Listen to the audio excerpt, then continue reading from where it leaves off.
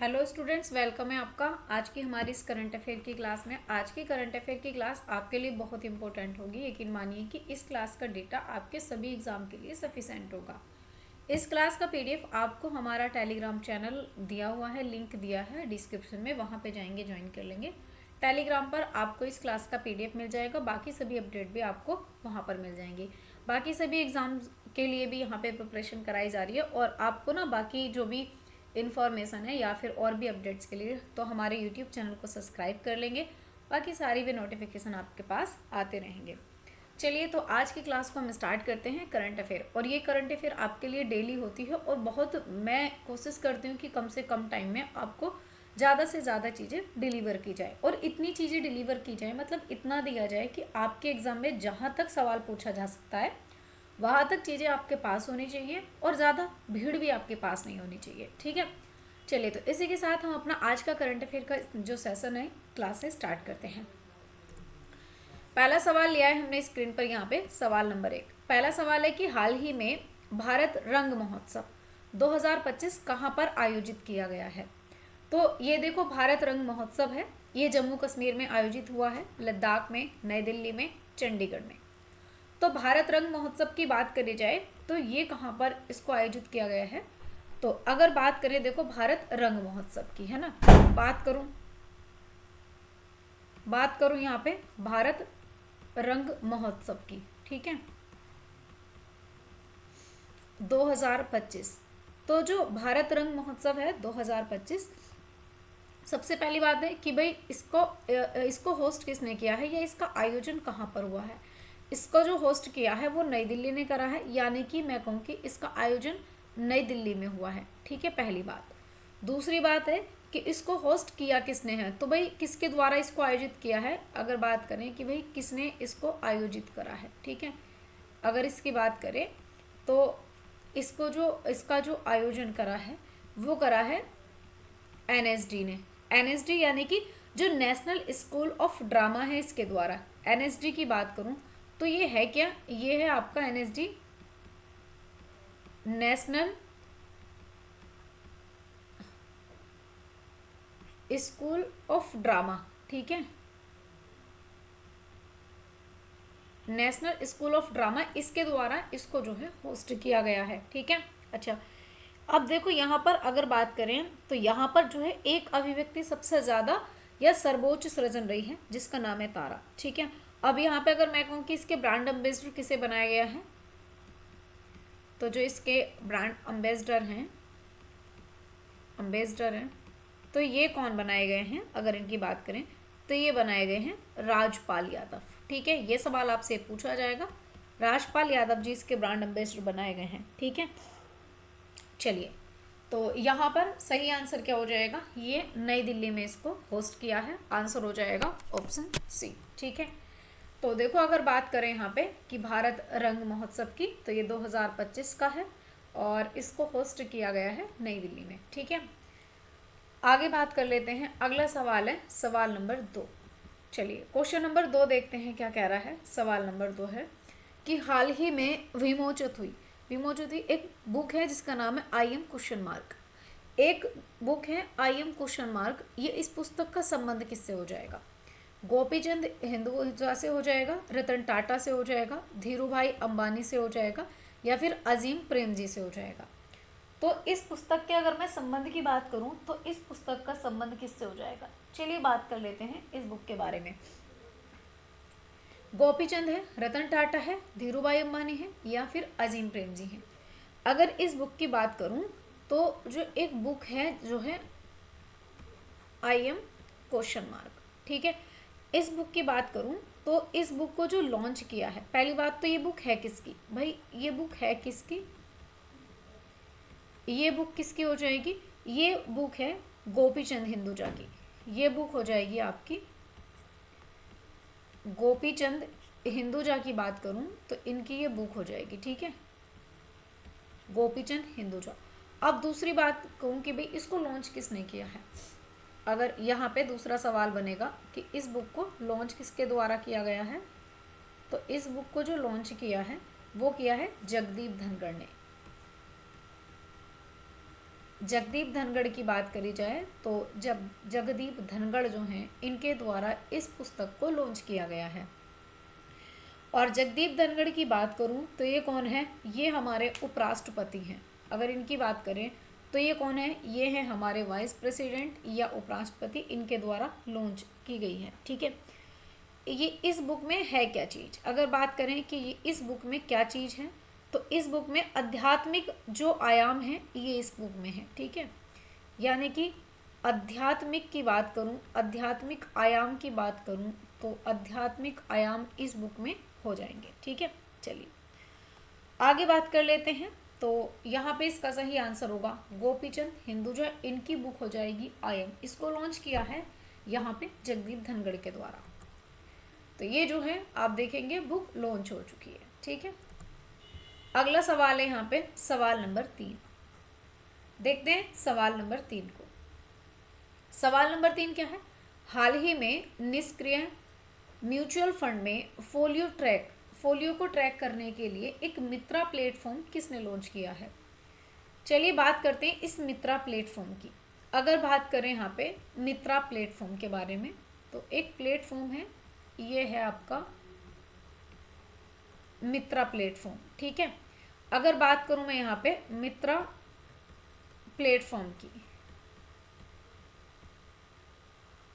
ठीक है, अगर इसकी बात करूं मैं यहाँ पे मित्रा प्लेटफॉर्म की, तो ये भाई पहली बात तो अगर बात करें कि ये है क्या, तो ये जो मित्रा प्लेटफॉर्म है ये है आपका म्यूचुअल फंड या इन्वेस्टमेंट ट्रेस रिस्ट्रिव एक्समेंट। ठीक है, अगर इसकी बात करूं तो इसको लॉन्च किसने किया है, सबसे पहले जो इसको लॉन्च किया है ये किया है आपका सेबी ने। ठीक है, अगर बात करो इसको लॉन्च करने वाला कौन है, सेबी। अच्छा, सबसे पहले मैं सेबी के बारे में एक दो सवाल करती हूँ कि सबसे पहले अगर सेबी की बात करें तो सेबी की स्थापना कब होती है। सबसे पहली बात है कि इसकी स्थापना कब होती है, इसकी स्थापना होती है 1988 में इसकी स्थापना होती है। ठीक है, अच्छा, दूसरी बात अगर बात करें किस एक्ट के तहत होती है इसकी स्थापना, तो इसकी स्थापना होती है 1992 के एक्ट के माध्यम से इसकी स्थापना हो जाती है।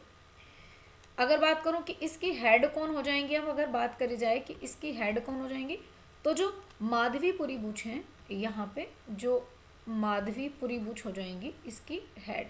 ठीक है, माधवीपुरी बुच की बात करूं तो माधवीपुरी बुच जो है इसकी हेड हो जाएंगी। ठीक है, अब इसका मुख्यालय कहाँ पर हो जाएगा, अगर बात करें कि इसका मुख्यालय तो ये हो जाएगा आपका मुंबई में।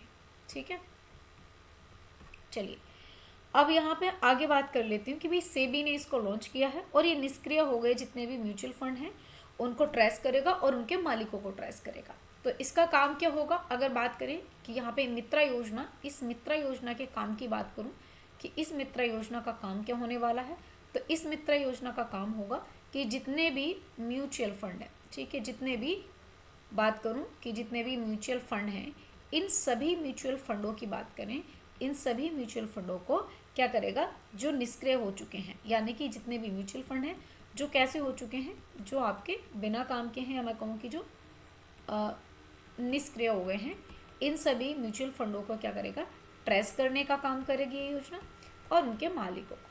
ठीक है, ये काम इस योजना को होगा और इसको लॉन्च करा है यहाँ पे सेबी ने। चलिए अगला सवाल है सवाल नंबर 4। चलिए देखते हैं अगला सवाल, सवाल नंबर 4। हाल ही में आईसीसी चैंपियन ट्रॉफी 2025 का ब्रांड एम्बेसडर किसे चुना गया है। शिखर धवन को चुना गया है, युवराज सिंह को, हरभजन सिंह को या वीरेंद्र सहवाग को। अगर बात करूं मैं यहाँ पे आईसीसी चैंपियनशिप ट्रॉफी 2025 की, चलिए हम बात किसकी कर रहे हैं, हम बात कर रहे हैं इंटरनेशनल क्रिकेट काउंसिल की। ठीक है, और इसकी बात कर रहे हैं इंटरनेशनल क्रिकेट काउंसिल। और इसकी जो बात करें तो यहाँ पे ये जो इसकी जो ट्रॉफी है, इसकी जो चैंपियन ट्रॉफी है, इसकी जो चैंपियन ट्रॉफी है, अगर इसकी बात करूँ इसकी चैंपियन ट्रॉफी की, तो सबसे पहले अगर मैं बात करूँ यहाँ पे कि इसको होस्ट किसने किया है, सबसे पहली बात है कि ये जो है आईसीसी इंटरनेशनल क्रिकेट काउंसिल, ये होस्ट कहाँ पे हुई थी इस बार, तो ये हुई थी पाकिस्तान में। कहाँ पे हुई थी, पाकिस्तान ने इसको होस्ट किया था। ठीक है। अच्छा, अब यहाँ पे अगर बात करें कि इसमें ब्रांड एम्बेसडर बनाए गए हैं, तो इसमें जो ब्रांड एम्बेसडर चुना है इसमें, तो किसको ब्रांड एम्बेसडर चुना है इसके लिए? अगर बात करें कि यहाँ पे जो ब्रांड एम्बेसडर चुने गए हैं, ब्रांड एम्बेसडर किसको चुना गया है? देखिए, अगर बात करूँ यहाँ पे ब्रांड एम्बेसडर चुने गए हैं तो 4 व्यक्तियों को यहाँ पे ब्रांड एम्बेसडर चुना गया है। कितने लोग हैं? 4 लोगों को। कितने लोगों को चुना गया है? 4 लोगों को यहाँ पे। नंबर 1, पहले व्यक्ति कौन है? देखो, पहले है टिम साउथी, एक व्यक्ति है जिनका नाम है टिम साउथी। ठीक है, ये कहाँ के हो जाएंगे? ये न्यूजीलैंड के हैं। ठीक है, ये हैं आपके न्यूजीलैंड के हो जाएंगे। चलिए, दूसरे व्यक्ति कौन हो जाएंगे? 4 व्यक्ति चुने गए हैं। नंबर 2, दूसरे व्यक्ति कौन हो जाएंगे अगर उनकी बात करूं? सरफराज। ये कौन है? सरफराज को एम्बेसडर बनाया है। और ये कहाँ के हो जाएंगे? ये हो जाएंगे आपके पाकिस्तान के। तीसरे कौन से व्यक्ति हो जाएंगे? ये हो जाएंगे शिखर धवन। शिखर धवन, और शिखर धवन की बात करूं तो ये हमारी इंडिया के हैं। ठीक है, भारत के। और जो नंबर 4 चौथे व्यक्ति भी भारत के हो जाएंगे यहाँ पे, सैन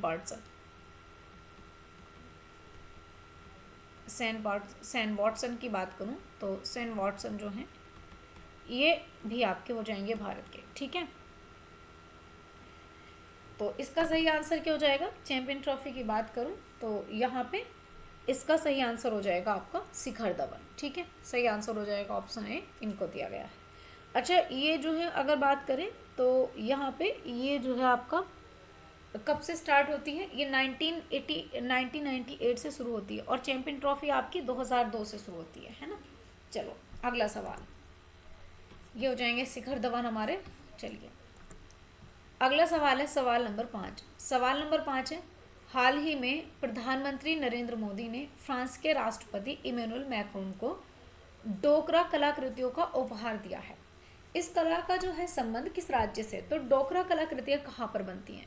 सवाल ये पूछे कि डोकरा कलाकृतियाँ कहाँ पर बनती हैं। अब देखो, आपसे पूछा भी जा सकता है कि डोकरा कलाकृतियों को कहाँ पे इसको जो है गिफ्ट किया है हमारे प्रधानमंत्री ने, किसे गिफ्ट किया है। और दूसरा ये सवाल भी बनेगा कि कलाकृतियाँ बनती कहाँ पर हैं। तो ये बिहार में बनती हैं, राजस्थान में बनती हैं, छत्तीसगढ़ में बनती हैं, या फिर ये उड़ीसा में बनती हैं। चलिए, बात करते हैं यहाँ पे इस सवाल के बारे में। सबसे पहले देखो, सबसे पहले बात करूँ यहाँ पर मैं, तो जो हमारी डोकरा कलाकृतियाँ हैं ये बनती हैं छत्तीसगढ़ में। अब जो छत्तीसगढ़ में बनती हैं, सबसे पहली बात तो देखो, जो डोकरा कलाकृतियाँ हैं ये बात कर रहे हैं हम यहाँ पे, एक कलाकृति है जो है डोकरा कलाकृति। ठीक है, डोकरा कलाकृति की बात करूँ तो डोकरा कलाकृति है एक। ठीक है, ये कहाँ बनाई जाती है? तो पहली बात, ये बनती कहाँ पर है? तो ये बनती है आपके छत्तीसगढ़ में। ठीक है, छत्तीसगढ़ में बनाई जाती है ये। ठीक है, चलिए, छत्तीसगढ़ में बनती है। अब छत्तीसगढ़ की कलाकृति है, बनती कैसे है अगर इसकी बात करूं तो इसमें जो है आप देखेंगे कि इसमें कुछ धातुओं को मिला करके, यानी कि मोम के साथ कुछ और भी धातुओं को मिला करके इन कलाकृतियों को बनाया जाता है। खासकर अगर इनकी बात करूं तो यहाँ पे जो कलाकृतियाँ बनाई जाती हैं छत्तीसगढ़ में, यानी कि इन कलाकृतियों में मोम के साथ में जो है, मोम के साथ में कुछ धातु मिला करके, मोम के साथ प्लस में जो धातु है, धातु मिला करके यहाँ पे मूर्तियाँ, कलाकृतियाँ बनाई जाती हैं। कलाकृतियाँ बनाई किसकी जाती हैं? तो देखो, यानी कि पहले तो जो नर्तक होते हैं इनकी कलाकृति बनाई जाती है, फिर जो संगीतज्ञ होते हैं, या मैं कहूँ कि जो संगीत होते हैं, संगीत तारा जो होते हैं, संगीतकारा, इनकी बनाई जाती है, या फिर जो देवता होते हैं इनकी बनाई जाती है। ठीक है, या जो पशु होते हैं इनकी कलाकृतियाँ बनाई जाती हैं डोकरा कलाकृतियों में। ठीक है, अब जो डोकरा कलाकृतियाँ हैं हमारे, जो अब बात करते हैं इस सवाल पर, आज के सवाल पर, जो भारत के प्रधानमंत्री हैं, भारत के प्रधानमंत्री जाते हैं यहाँ पे, आप देखेंगे कि जो मैक्रोन साहब हैं, इमैनुअल मैक्रोन, यानी कि बात करें तो ये मैक्रोन के पास जाते हैं और मैक्रोन को इन्होंने गिफ्ट किया है। इन्होंने यहाँ पे छत्तीसगढ़ की जो कलाकृतियाँ हैं इसकी कलाकृतियों को यहाँ पे इन्होंने गिफ्ट किया है। ठीक है, चलिए, तो और ये आपको ध्यान में रखना है, इनको ये कलाकृति दी है। और इनके जो प्रधान यहाँ पे जो इनकी वाइफ थी, इनकी वाइफ की बात करें तो जी इनकी पत्नी को इन्होंने क्या बोलते हैं, चांदी का जो है एक मिरर दिया है या चांदी का शीशा दिया है। इनकी पत्नी को चांदी का शीशा दिया है। और ये चांदी का शीशा कहाँ की मैं कहूँ कि कहाँ की कलाकृति हो जाएगी, राजस्थान का। ठीक है, जो इन्हें दिया है, आंसर होगा ऑप्शन सी। ठीक है, तो आप देखेंगे ये चांदी का शीशा है जो इनकी पत्नी को गिफ्ट किया गया है और ये कलाकृतियाँ हैं जो इमैनुअल मैक्रोन को दी गई हैं। चलिए आगे बात कर लेते हैं अगले सवाल को लेकर के। अगला सवाल है सवाल नंबर 6। सवाल नंबर 6 है कि हाल ही में लोकसभा ने किन भाषाओं को ट्रांसलेशन सेवाओं में शामिल किया है। तो इनमें से कौन सी ऐसी भाषाएं हैं जो ट्रांसलेशन लैंग्वेज हो जाएंगी। तो ट्रांसलेशन लैंग्वेज की बात करेंगे, लोकसभा में जो इस्तेमाल की जाएंगी वो कौन सी ट्रांसलेशन लैंग्वेज या भाषाएं शामिल की गई हैं। बोडो और डोगरी, या मैथिली और मणिपुरी, या संस्कृत और उर्दू, या फिर ये 6 की 6 यहाँ पे शामिल की गई हैं, यानी कि सारी की सारी। देखो अगर सबसे पहले मैं बात करूँ कि लोकसभा में जो है, जो लोकसभा है यहाँ पर, लोकसभा में जो अध्यक्ष हो जाएंगे हमारे लोकसभा के अध्यक्ष, ये हो जाएंगे ओम बिरला। ठीक है, अब ओम बिरला ने ये बात कही है कि ओम बिरला जी की बात करें तो भाई इन्होंने ओम बिरला जी के द्वारा जो है लोकसभा में ट्रांसलेशन सेवा जो है दी जा रही है।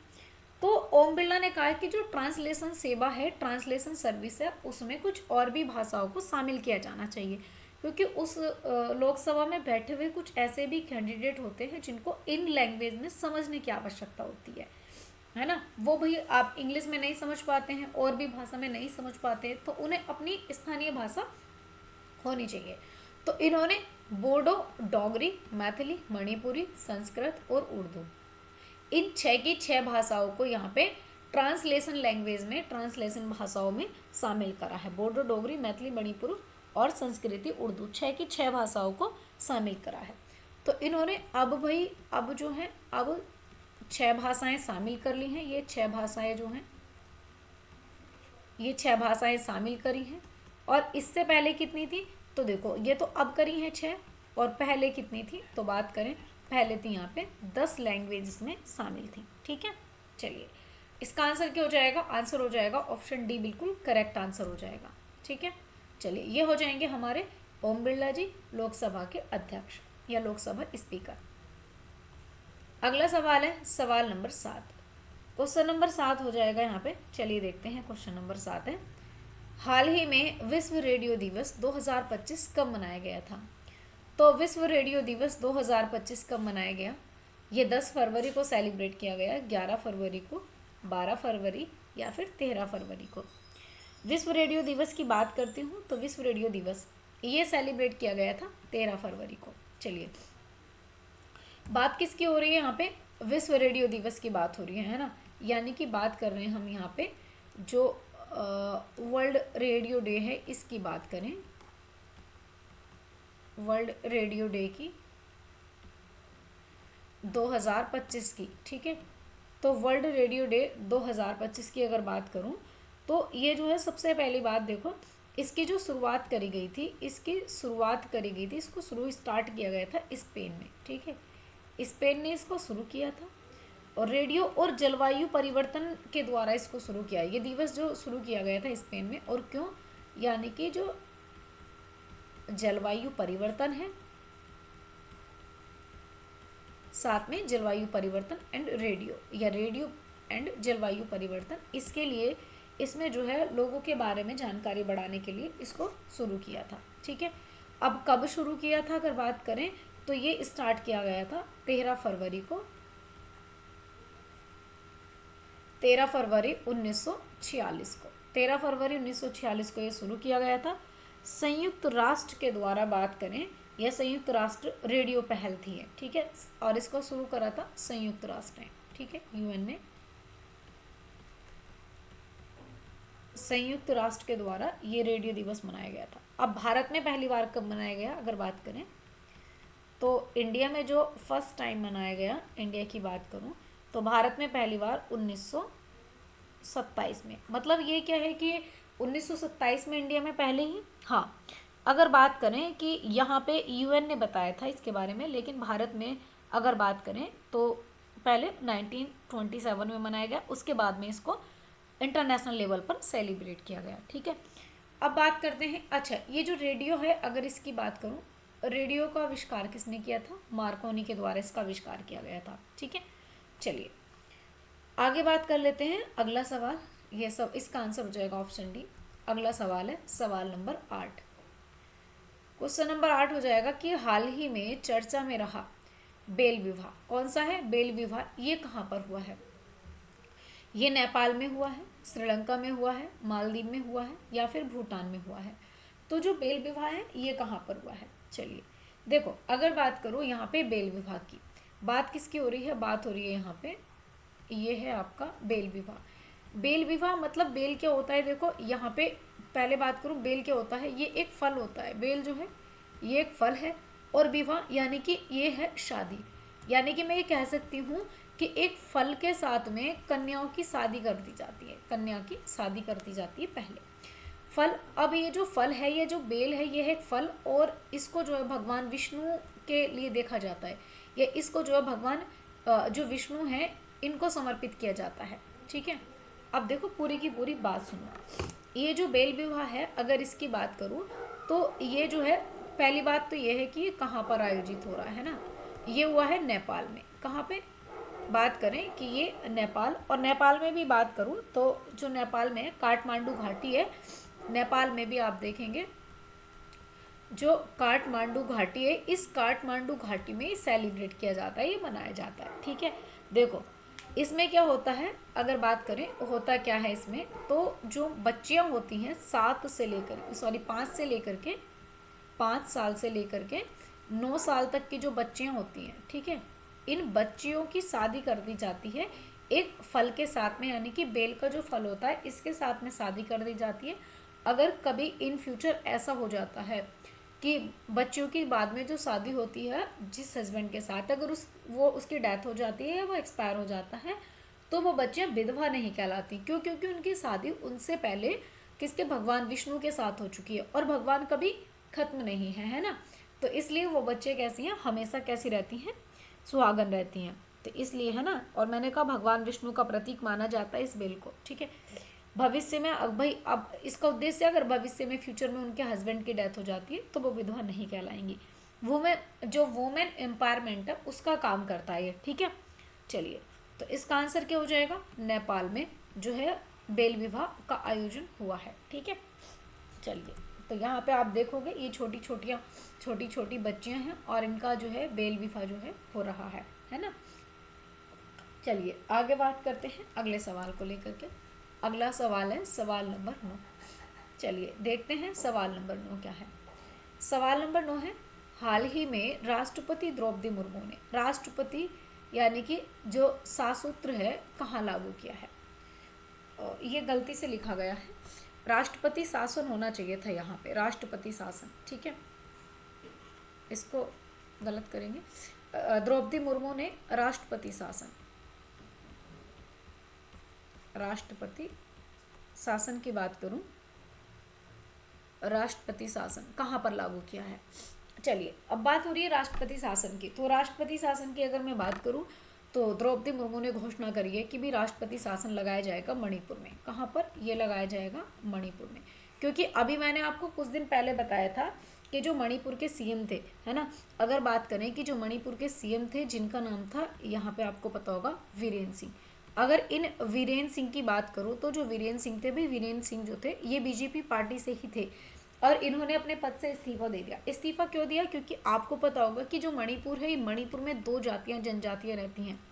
एक तो है आपका कुकी समुदाय, है ना, और दूसरा जो है ये है आपका जो मैती समुदाय है, या मैं कहूँगी जो मैती समुदाय है।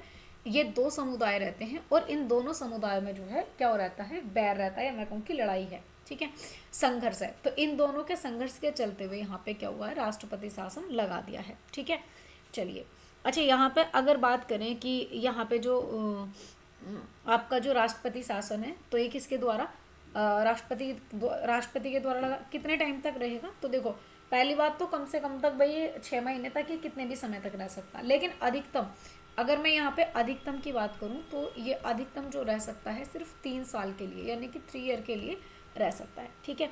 और अब तक की बात करें कि सबसे ज़्यादा राष्ट्रपति शासन सबसे ज़्यादा कहाँ पे लगा है राष्ट्रपति शासन, तो ये मणिपुर में लगा है, ठीक है। कहाँ पे लगा है? मणिपुर में लगा है, और मणिपुर के बाद में लगा है उत्तर प्रदेश में, ठीक है।